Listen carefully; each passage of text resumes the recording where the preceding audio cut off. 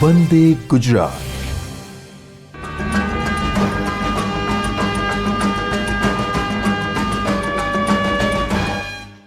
Good morning friends.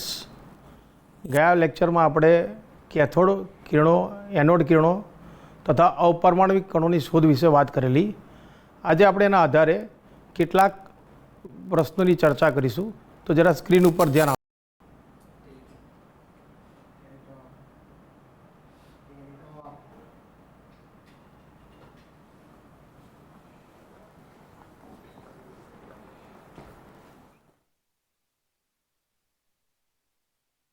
જે પ્રમાણે ગયા લેક્ચરમાં આપણે વાત થયેલ તે પ્રમાણે કેથોડ કિરણો માટે E/mનું મૂલ્ય વિદ્યુત વિભાર નળીમાં રહેલ વાયુની પ્રકૃતિ અને વિદ્યુતધ્રુવની ધાતુ ઉપર આધાર રાખતું નથી. એનોડ કિરણો માટે E/mનું મૂલ્ય વિદ્યુત વિભાર નળીમાં રહેલા વાયુની ઉપર આધાર રાખે છે, કારણ કે તેઓ ધન વીજભારિત આયનો છે. અને બીજું એક મિલિકનનો ઓઇલ ડ્રોપ એક્સપેરિમેન્ટ, એના આધારે એવું તારણ મળ્યું કે તેલના ટીપા ઉપરનો વીજભાર ઇલેક્ટ્રોનના વીજભારના ગુણક પ્રમાણમાં, એટલે Q બરાબર N/E, જ્યાં N બરાબર 1 to 3 લેવામાં આવશે. હવે આના આધારે આપણે કેટલાક પ્રશ્નોની ચર્ચા કરીશું.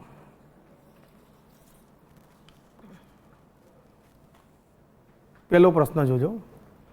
વિદ્યુત વિભાર નળીમાં ઉદ્ભવતા એનોડ કિરણો માટે E/mનો ગુણોત્તર શેના ઉપર આધાર રાખે છે?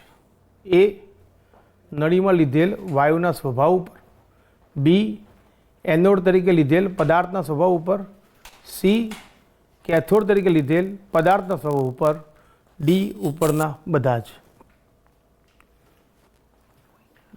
તો આનો આન્સર મિત્રો આવશે એ. આપણે આગળ જેમ ચર્ચા કરી તે પ્રમાણે કે એનોડ કિરણો માટે એનો આધાર એના નળીમાં લીધેલ વાયુના સ્વભાવ ઉપર આધાર રાખે છે. બીજો પ્રશ્ન છે, નીચેનામાંથી કોના માટે E/mનો ગુણોત્તર મહત્તમ થશે? H+, E-, Al+ અને હિલિયમ. તો આમાં ઇલેક્ટ્રોનનું દળ સૌથી નાનું છે, માટે આનો આન્સર આવશે બી.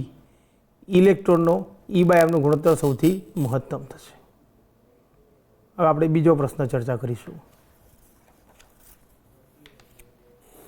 નીચેનામાંથી કયો પથ કેથોડની સપાટીમાંથી ઉદ્ભવતા કેથોડ કિરણો માટે સાચો નથી? આકૃતિમાં 4 વિકલ્પ આપેલા છે, A, B, C અને D. આપણે અગાઉ અભ્યાસ કર્યો તેમ કેથોડ કિરણો સીધી રેખામાંથી ગતિ કરે છે. તો આકૃતિ જોતાં આપણને ખ્યાલ આવે છે કે ઓપ્શન ડી એનો આન્સર છે, કારણ કે એની અંદર સપાટી સમતલ છે અને કિરણો ડાયવર્સ થાય છે, એટલે કે વિચલિત થતા હોય બતાવ્યું છે. એટલે આ પદ સાચો નથી, તારો આન્સર આવશે ડી. ક્લિયર? Next question. વાયુઓ વિદ્યુતના નિર્બળ વાહકો છે. તેમની વાહકતા ખાલી જગ્યા રીતે વધારી શકાય. એ, વિદ્યુત વિભાર નળીમાં વાયુનું દબાણ અને વિદ્યુત ધ્રુવો વચ્ચેનો પોટેન્શિયલ તફાવત વધારીને. બી, વિદ્યુત વિભાર નળીમાં વાયુનું દબાણ અને વિદ્યુત ધ્રુવો વચ્ચે પોટેન્શિયલનો તફાવત ઘટાડીને. સી, વિદ્યુત વિભાર નળીમાં વાયુનું દબાણ ઘટાડીને અથવા વિદ્યુત ધ્રુવો વચ્ચે પોટેન્શિયલનો તફાવત વધારીને. ડી, વાયુનું દબાણ વધારીને અથવા વિદ્યુત ધ્રુવો વચ્ચેનો પોટેન્શિયલનો તફાવત વધારીને. આપણે અગાઉ અભ્યાસ કર્યો ત્યારે આપણે ચર્ચા કરેલી કે જ્યારે નીચું દબાણ હોય અને હાઈ વોલ્ટેજ હોય અને વાયુમાંથી જો વિદ્યુત પ્રવાહ પસાર કરવામાં આવે તે પસાર થાય છે. તો અહીંયા આન્સર તમારો સી આવશે. વિદ્યુત વિભાર નળીમાં વાયુનું દબાણ ઘટાડીને અથવા વિદ્યુત ધ્રુવો વચ્ચે પોટેન્શિયલનો તફાવત વધારીને. નેક્સ્ટ ક્વેશ્ચન આપણે જોઈશું. હવે આ થોડો ટિપિકલ ક્વેશ્ચન છે, ગાણિતિક રીતનો છે. એ અને બી કણોના વિશિષ્ટ વીજભાર, એટલે કે સ્પેસિફિક ચાર્જ, જેને આપણે E/m કહીએ છીએ, નો ગુણોત્તર 2:3 છે અને તેમના દળનો ગુણોત્તર એટલે કે Ma:/Mb 2:3 છે, તો તેમના વીજભાર એ અને Ebનો ગુણોત્તર કેટલો થશે? આનું સોલ્યુશન જોઈએ. ધારો કે એનું દળ 2x છે અને વિશિષ્ટ વીજભાર એટલે કે E/m 2y છે, તો Ea/Ma બરાબર 2y થશે. માટે Ea/2x બરાબર 2y, ધેરફોર Ea બરાબર 4xy. તે જ રીતે ધારો કે બીનું દળ 3x છે, બીનો વિશિષ્ટ વીજભાર એટલે કે E/m 3y, તો Eb/Mb બરાબર 3y, ધેરફોર Eb/3x બરાબર 3y, ધેરફોર Eb બરાબર 9xy. ધેરફોર Ea/Eb બરાબર 4xy/9xy, એટલે એનો ગુણોત્તર આવશે 4:9. ક્લિયર? ફરી આપણે એક વખત જોઈ લઈએ. એ અને બી કણોના વિશિષ્ટ વીજભાર એટલે કે સ્પેસિફિક ચાર્જનો ગુણોત્તર 2:3 છે અને તેમના દળનો ગુણોત્તર Ma:/Mb 2:3 છે, તો તેમના વીજભાર E અને Ebનો ગુણોત્તર કેટલો થશે? તો આન્સર શું આવશે? Ea:/Eb બરાબર 4:9. ક્લિયર? નેક્સ્ટ જોજો પ્રશ્ન. જ્યારે વિદ્યુત વિભાર નળીમાં H2 વાયુ લેવામાં આવે ત્યારે કેથોડ કિરણો માટે E/mનું મૂલ્ય x એકમ છે. જ્યારે ડ્યુટેરિયમને વિદ્યુત વિભાર નળીમાં લેવામાં આવે ત્યારે કેથોડ કિરણો માટે E/mનું મૂલ્ય કેટલું થશે? ઓપ્શન્સ AX, B2x, C4x અને D5x. મિત્રો, આપણે થિયરીમાં ચર્ચા કરેલી ત્યારે જોયેલું કે કેથોડ કિરણો માટે E/mનું મૂલ્ય વિદ્યુત વિભાર નળીમાં લીધેલ વાયુના સ્વભાવ તથા વિદ્યુત ધ્રુવની પ્રકૃતિ પર આધાર રાખતો નથી. એટલે કે કોઈ પણ વાયુ લેવામાં આવે કે કોઈ પણ ધાતુ લેવામાં આવે, E/mનું મૂલ્ય અચળ રહેશે ઇલેક્ટ્રોન માટે કે કેથોડ કિરણો માટે. તો અહીંયા આન્સર તમારો આવશે A, એટલે કે x યુનિટ જ થશે. ટૂંકમાં આપણે હાઇડ્રોજન લઈએ, ડ્યુટેરિયમ લઈએ કે સોડિયમ વાયુની બાષ્પ લઈએ કે મર્ક્યુરીની બાષ્પ લઈએ, કોઈ પણ તત્વ માટે E/mનું મૂલ્ય કેથોડ કિરણો માટે એક જ રહેશે, એ બદલાશે નહીં. એક બીજો પ્રશ્ન. મિલિકનના પ્રયોગમાં એક તેલના ટીપા ઉપરનો વીજભાર 6.39 × 10⁻⁻19 કુલમ છે, તો આ તેલના ટીપામાં કેટલા ઇલેક્ટ્રોન હશે? આના આપણે એક સૂત્ર આપણે યાદ રાખશું. ઇલેક્ટ્રોનની સંખ્યા બરાબર વીજભાર એટલે કે ટીપા ઉપરનો વીજભાર ભાગ્યા ઇલેક્ટ્રોનનો વીજભાર. આપણે જાણીએ છીએ તેમ આપણને ટીપાનો વીજભાર આપેલ છે 6.39 × 10⁻⁻19 કુલમ, અને ઇલેક્ટ્રોનનો વીજભાર આપણે જાણીએ છીએ તેમ 1.6 × 10⁻⁻19 કુલમ. અહીંયા 10⁻⁻19 કેન્સલ થઈ જાય. 6.39નું એપ્રોક્સિમેશન કરશો તો એ થશે 6.4, અને 1.6 થી ડિવાઈડ કરો તો એપ્રોક્સ આન્સર તમારો આવશે 4. બીજો પ્રશ્ન.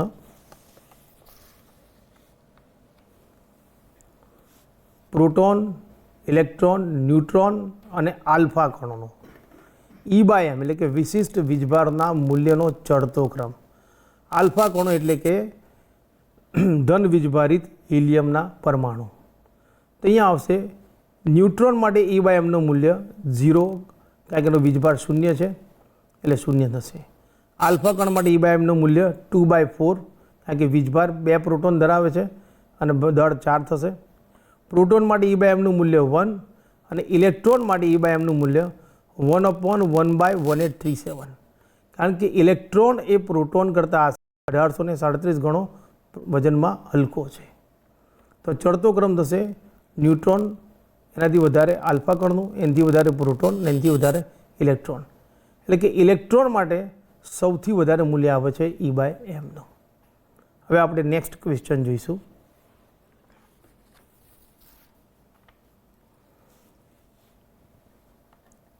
મિલિકનના પ્રયોગમાં ક્રમશઃ પડતા તેલના ટીપા ઉપર ક્રમશઃ નીચેનો વીજભાર જોવા મળે છે. તો ઇલેક્ટ્રોન ઉપરનો વીજભાર કેટલો થશે?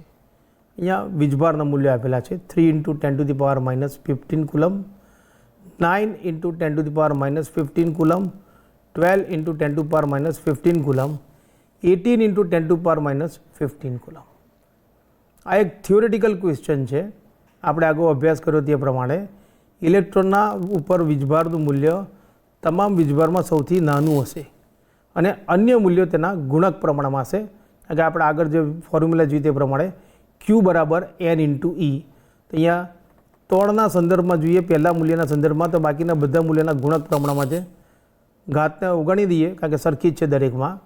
તો 9 એ 3નો ગુણક છે, 12 પણ ગુણક છે અને 18 પણ એનું ગુણક છે. એટલે અહીં આન્સર આવશે 3 × 10⁻⁻15 કુલમ. એ આ પ્રયોગના આધારે, એટલે કે આ પર્ટિક્યુલર પ્રયોગ માટે આપણે લઈ શકીએ. ક્લિયર?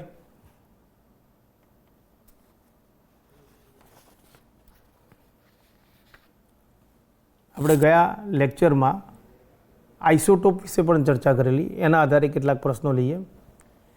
એક રેડિયો એક્ટિવ શ્રેણીમાં યુરેનિયમ, જેનો પરમાણુ ક્રમાંક આપણે અહીંયા એ અને પરમાણુ ભારાંક બી આપેલ છે, માંથી લીડ કે જેનો પરમાણુ ક્રમાંક એક્સ અને પરમાણુ ભારાંક વાય અંતિમ નિપજ મળે છે, તો બંને તત્વો વચ્ચેનો ન્યુટ્રોનનો તફાવત કેટલો થશે? તો અહીંયા પરમાણુ ક્રમાંકનો તફાવત એટલે કે ઝેડનો તફાવત A-X, પરમાણુ દળાંકનો તફાવત એ B-Y થશે. માટે ન્યુટ્રોનનો તફાવત થશે B-Y - A-X. બીજો પ્રશ્ન, જો 8O16 પરમાણુમાં ન્યુટ્રોનની સંખ્યા અડધી કરવામાં આવે તથા ઇલેક્ટ્રોનની સંખ્યા બમણી કરવામાં આવે તો પરમાણુ દળાંકમાં શું ફેર પડશે? ઓપ્શન એ 25% ઘટશે, બી 25% વધશે, સી 50% ઘટશે અને ડી 50% વધશે.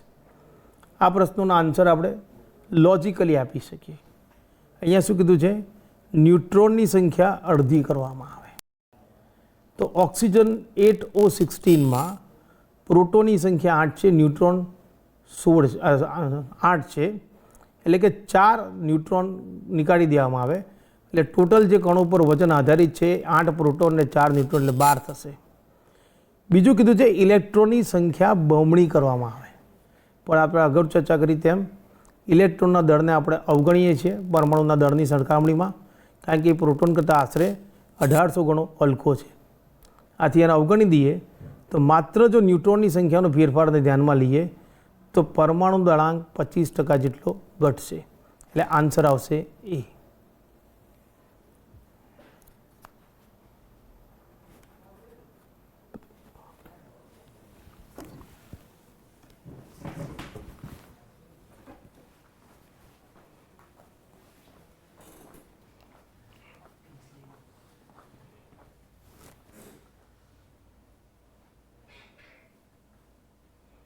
મિત્રો, આપણે કેટલાક MCQની ચર્ચા કરી.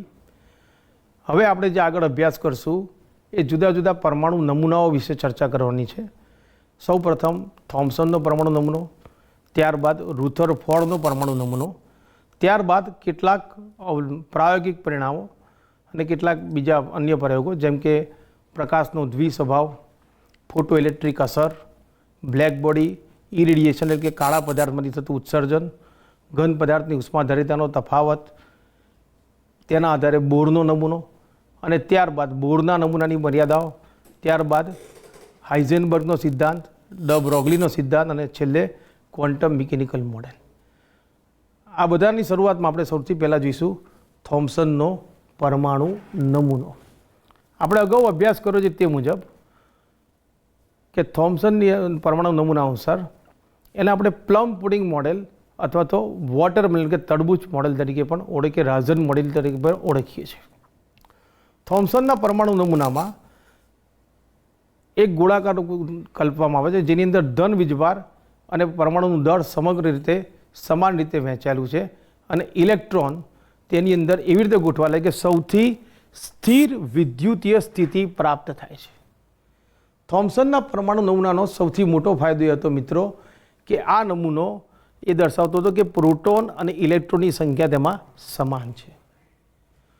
પરમાણુની વીજ તટસ્થતાની સમજૂતી આપે છે.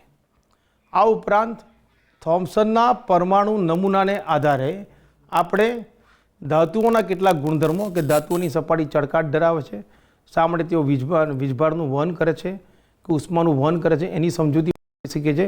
આ મોડેલને ઇલેક્ટ્રોન સી મોડેલ સાથે પણ સરખાવી શકાય છે.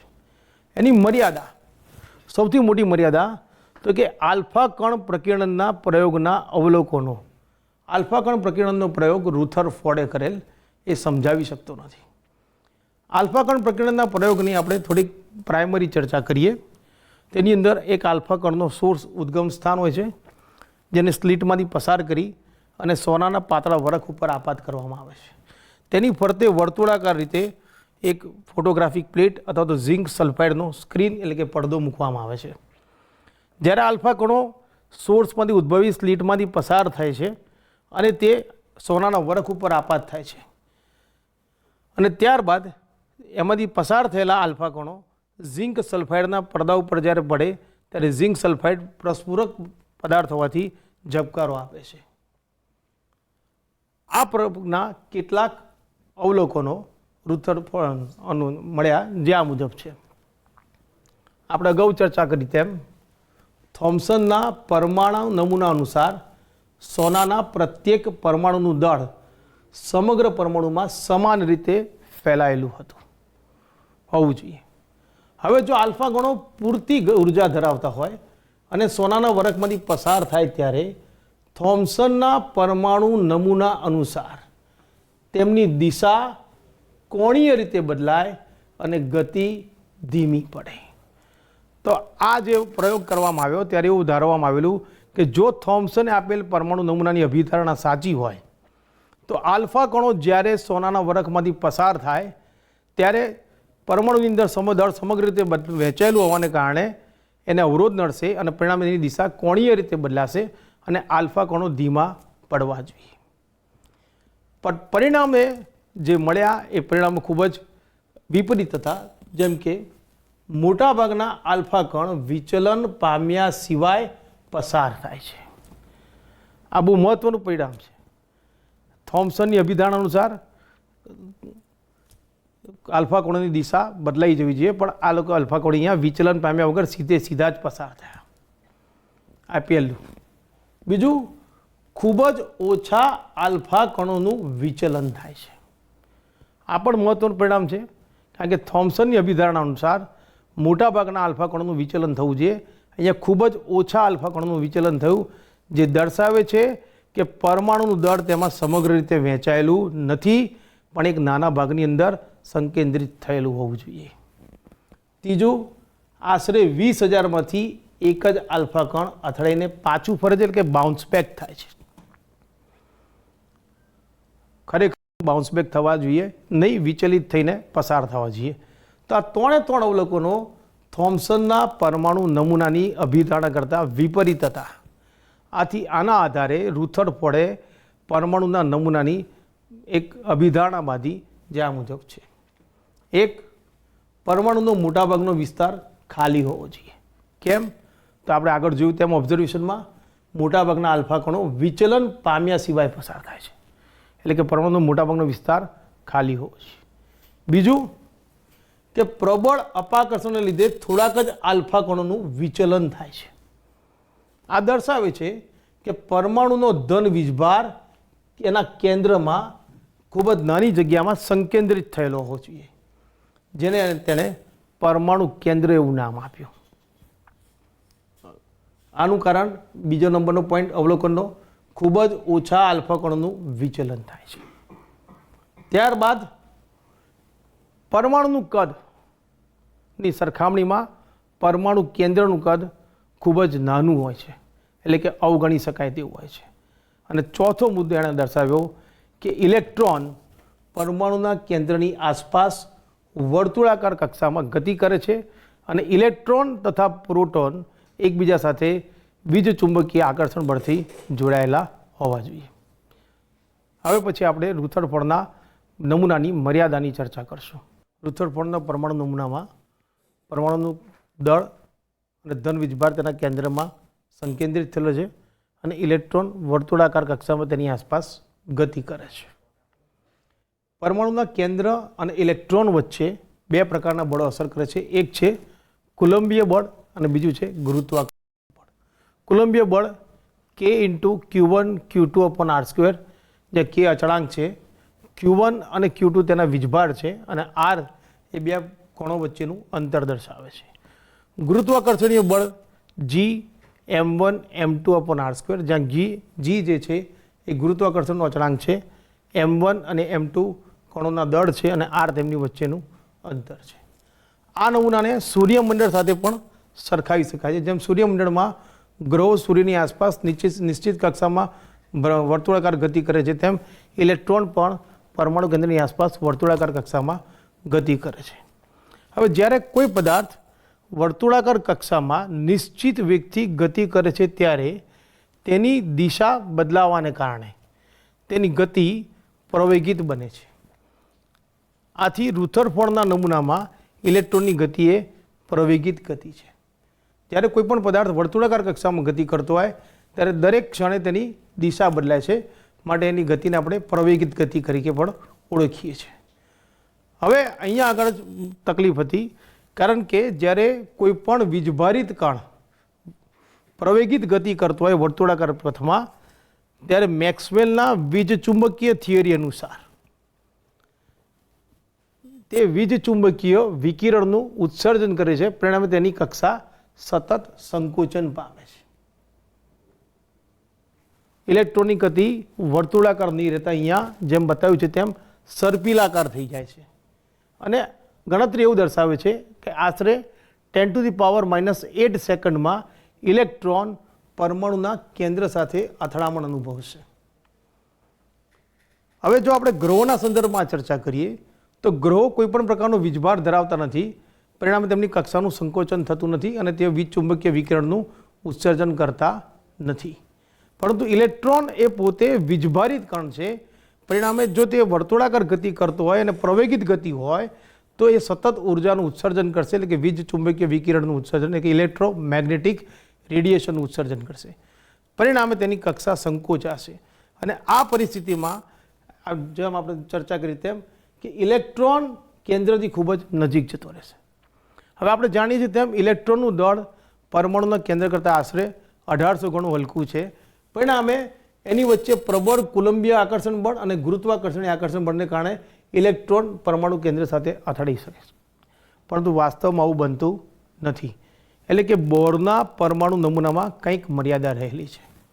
હવે જો આપણે એવું સ્વીકારી લઈએ કે ઇલેક્ટ્રોનને સ્થિર સ્વીકારી લઈએ, વર્તુળાકાર ગતિથી તકલીફ થશે, તો પરમાણુ કેન્દ્ર અને ઇલેક્ટ્રોન વચ્ચે પ્રબળ આકર્ષણને કારણે ઇલેક્ટ્રોન ન્યુક્લિયસ તરફ ખેંચાઈ જાય, તો એ થોમ્સનના પરમાણુ નમૂનાનું અતિ નાનું સ્વરૂપ થઈ જશે.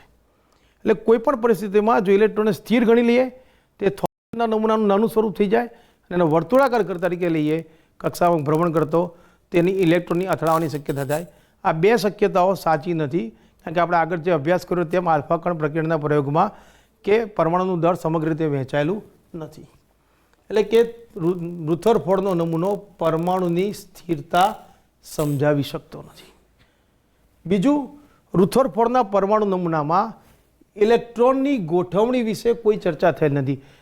પરમાણુની અંદર ઇલેક્ટ્રોન કેવી રીતે ગોઠવાયેલા હશે, એક કરતાં વધારે ઇલેક્ટ્રોન ત્યારે તેની કોઈ ચર્ચા રુથરફોર્ડે કરેલ નથી. અને ત્યારબાદ એક બીજો આવ્યો જેને આપણે કહીએ છીએ હાઇડ્રોજન વર્ણપટ સમજાવી શકતો નથી. આમાંની એક પણ ઘટનાની એ સમજૂતી આપી શકતો નથી, માટે રુથરફોર્ડનો પરમાણુ નમૂનોની આટલી મર્યાદાઓ છે. આ ઉપરાંત બીજા કેટલાક પ્રાયોગિક પરિણામો, જેમ કે હાઇડ્રોજન વર્ણપટ આપણે ચર્ચા કરી તેમ, બીજું પ્રકાશની તરંગ પ્રકૃતિ અને કણ પ્રકૃતિ, એટલે કે પ્રકાશનો દ્વિસ્વભાવ, બ્લેક બોડી ઇરેડિયેશન, એટલે કે સંપૂર્ણ કાળા પદાર્થમાંથી થતું ઉત્સર્જન, પદાર્થને ગરમ કરતાં તેમાંથી ઉત્સર્જિત થતા વિકિરણની પ્રકૃતિ, ત્યારબાદ ફોટોઇલેક્ટ્રિક અસર, આ બધી ઘટનાઓના કારણે નીલ બોરે રુથરફોર્ડના પરમાણુ નમૂનામાં કેટલાક ફેરફાર કરીને એનો પોતાનો નમૂનો રજૂ કર્યો. તો સૌપ્રથમ આપણે પ્રકાશનો દ્વિસ્વભાવ વિશે ચર્ચા કરીશું. આના પછી વિકિરણ અને પદાર્થ વચ્ચેની આંતરક્રિયાનો અભ્યાસ પરમાણુ અને અણુના બંધારણ અંગે માહિતી આપે. નીલ બોરે નીચેની બે બાબતોને ધ્યાનમાં લઈને રુથરફોર્ડના નમૂનામાં ફેરફાર કરી તેનો પોતાનો પરમાણુ નમૂનો આપ્યો. એક, વીજ ચુંબકીય તરંગોનો દ્વિસ્વભાવ. બીજું, પરમાણુય વર્ણપટના પ્રાયોગિક પરિણામો જે માત્ર ક્વોન્ટીકૃત ઉર્જા સ્તરો દ્વારા જ સમજાવી શકાય છે. તો આપણે સૌ પ્રથમ ચર્ચા કરશું પ્રકાશ વિશે. તો પ્રકાશને આપણે કહીએ છીએ ઇલેક્ટ્રોમેગ્નેટિક રેડિયેશન, એટલે કે વીજ ચુંબકીય વિકિરણ. શા માટે પ્રકાશને વીજ ચુંબકીય વિકિરણ કહીએ છીએ?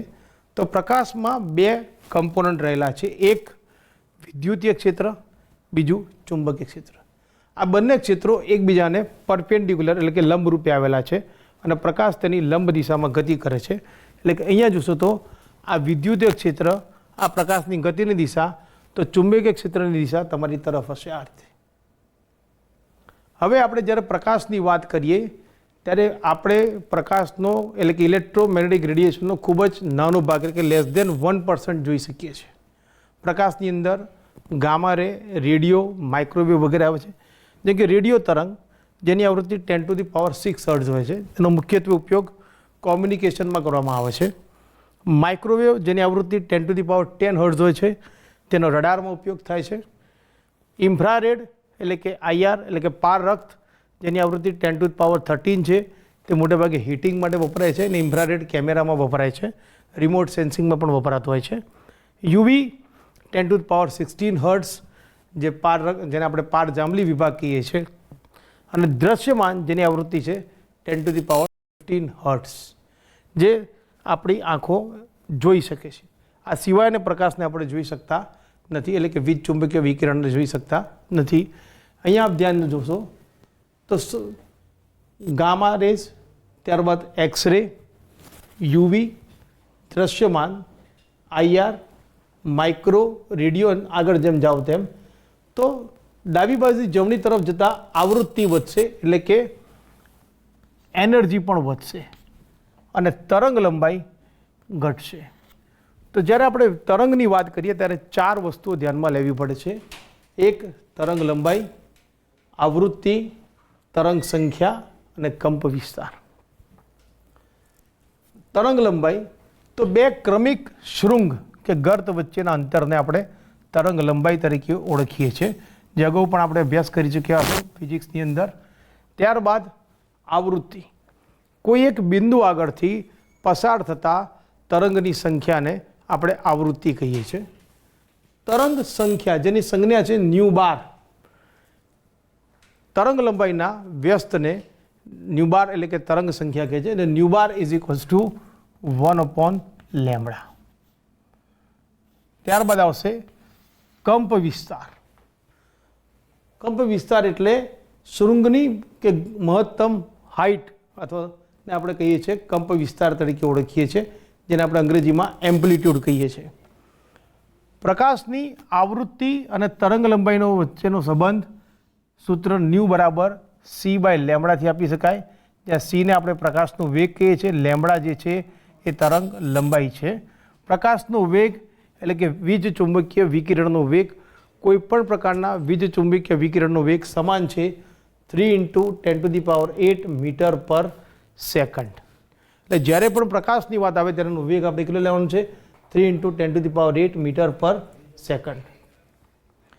હવે પ્રકાશનો તરંગ સ્વભાવ, તેના ગુણધર્મો જેવા કે વિવર્તન, વ્યતિકરણ વગેરેને સમજાવી શકે છે, પરંતુ કેટલાક ગુણધર્મો પ્રકાશનો તરંગ સ્વભાવ સમજાવી શકતો નથી. જેમ કે ગરમ પદાર્થમાંથી ઉત્સર્જન પામતા વિકિરણની પ્રકૃતિ, ફોટો ઇલેક્ટ્રિક અસર, ઘન પદાર્થની ઉષ્માધારિતાનો તફાવત. ઉષ્માધારિતા એટલે હીટ કેપેસિટી.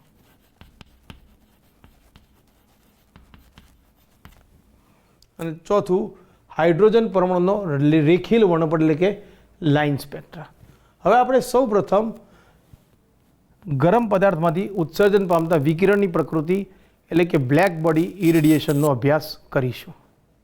હા, આપણે જે અગાઉ ચર્ચા કરી તે મુજબ હવે આપણે પ્રકાશના કણ પ્રકૃતિ વિશે ચર્ચા કરશું. મેં જેમ જણાવ્યું તમને તે મુજબ કે બ્લેક બોડી ઇરેડિયેશન કે ગરમ પદાર્થમાંથી ઉત્સર્જન પામતા વિકિરણની પ્રકૃતિ, તે ઉપરાંત ફોટો ઇલેક્ટ્રિક અસર આ બધી સમજૂતી પ્રકાશની તરંગ પ્રકૃતિ દ્વારા સમજાવી શકાતી નથી. ફોર એક્ઝામ્પલ, જ્યારે કોઈ ઘન પદાર્થને ગરમ કરવામાં આવે ત્યારે તે તરંગ લંબાઈના વિસ્તૃત ગાળામાં વિકિરણનું ઉત્સર્જન કરે છે. અને એક સાદું ઉદાહરણ લઈએ.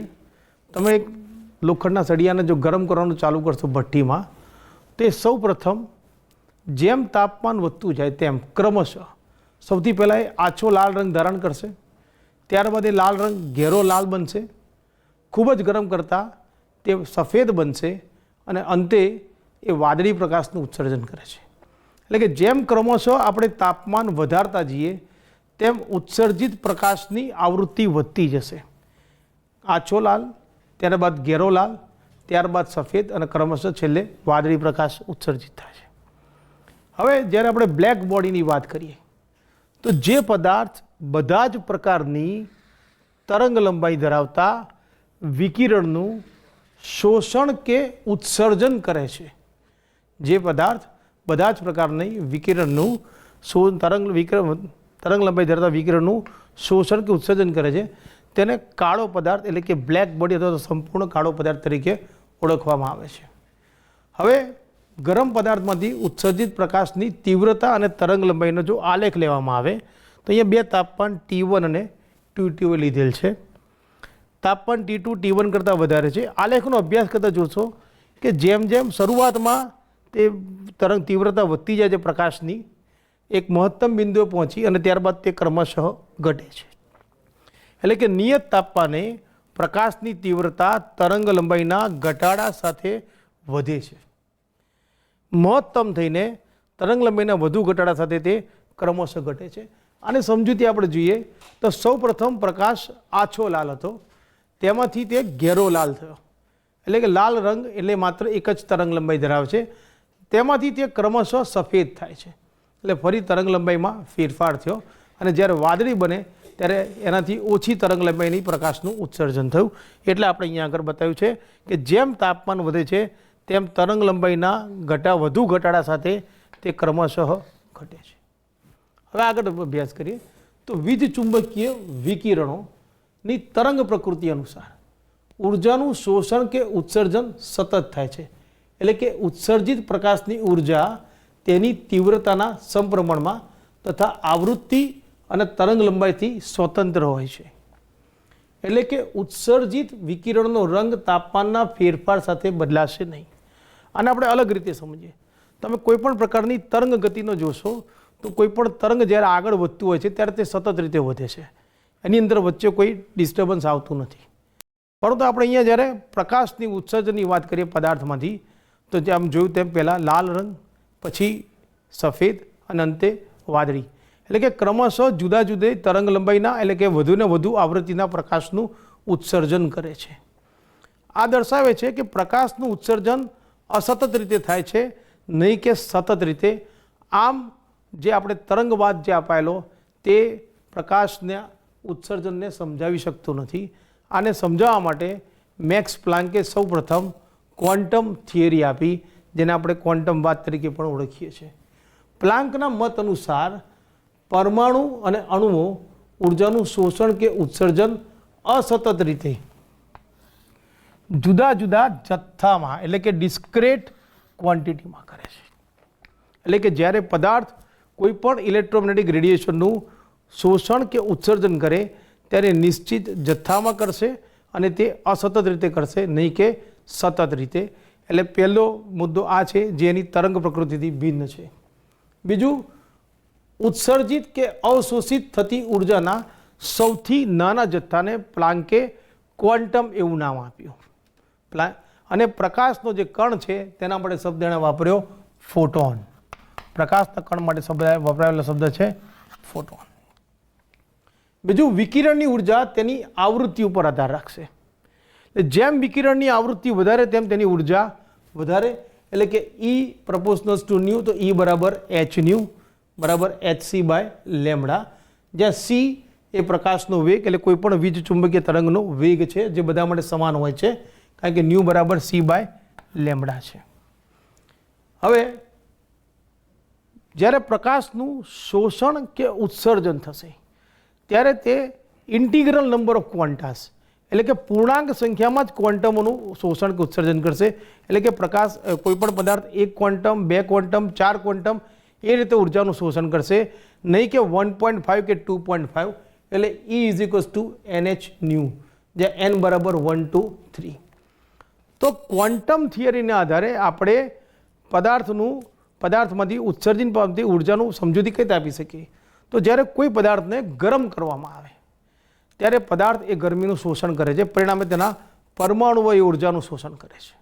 પરમાણુ આ ઉર્જાનું શોષણ કરશે, આથી તેમની આંદોલન વધશે, એટલે કે એમની વાઇબ્રેશનલ એનર્જી અથવા તો મોશનમાં વધારો થાય છે. પરિણામે થોડાક સમય બાદ જેમ જેમ એમની વાઇબ્રેશનલ ઉર્જામાં વધારો થશે, પરિણામે પરમાણુઓ વિકિરણનું ઉત્સર્જન કરે છે. એટલે જેમ તાપમાન વધારીએ તેમ પરમાણુ વધુને વધુ ઊંચી ઉર્જા અથવા તો ઊંચી આવૃત્તિના વિકિરણનું શોષણ કરે છે અને વધુને વધુ ઊંચી વિકિરણનું ઉત્સર્જન કરે છે. આમ જ્યારે પણ કોઈ ઘન પદાર્થ પ્રકાશનું ઉત્સર્જન કરે કે શોષણ કરે ત્યારે તે કણના સ્વરૂપમાં થાય છે. તો પ્લાન્કે તરંગ પ્રકૃતિને જાળવી રાખીને એમ જણાવ્યું કે પ્રકાશને કણ પ્રકૃતિ પણ હોઈ શકે છે. આથી આપણે પ્રકાશને દ્વિસ્વભાવ છે એમ કહી શકીએ. એક તરંગ અને બીજો કણ સ્વરૂપ. તો આપણને પ્રશ્ન એ ઉદ્ભવશે કે આપણે પ્રકાશને ક્યારે કણ લઈશું અને ક્યારે તરંગ લઈશું? તો મિત્રો બહુ સરળ છે. જ્યારે કોઈ પ્રકાશનું વિકિરણ એક સ્થાનથી બીજા સ્થાન પર ગતિ કરશે ત્યારે એ તરંગના સ્વરૂપમાં ગતિ કરશે.